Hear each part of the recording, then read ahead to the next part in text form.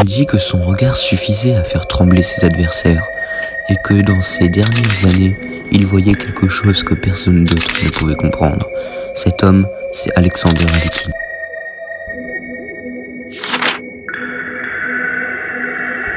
Son style de jeu était surnaturel.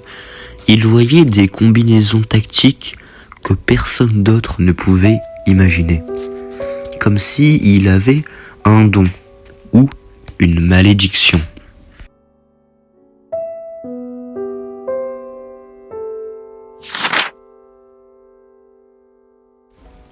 Les témoins racontent qu'affronter Alekhine était une expérience terrifiante.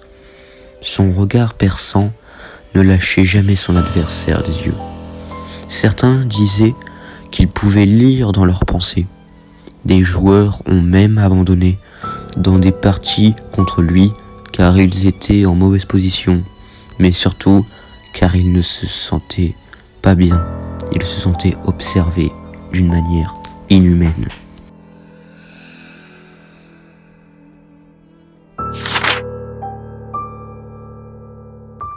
À mesure que sa carrière avançait, Alekhine sombrait dans une obsession.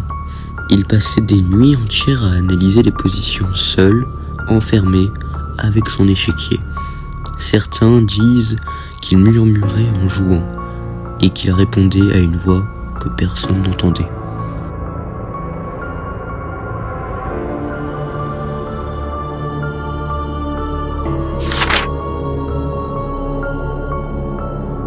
Et puis tout d'un coup, plus rien.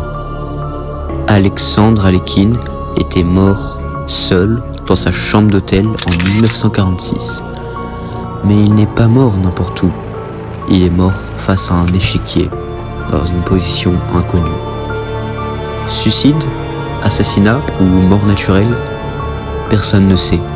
Mais une chose est sûre, la partie sur l'échiquier n'a jamais été expliquée. Certaines personnes diront qu'il a joué sa dernière partie contre quelque chose d'invisible et qu'il aurait perdu la vie en même temps que la partie.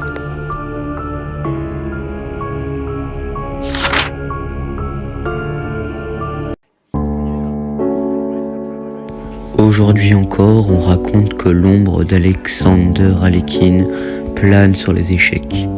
Certains joueurs affirment sentir sa présence lorsqu'il rejoue ses parties. Et toi, oserais-tu affronter le regard d'Alekhine ?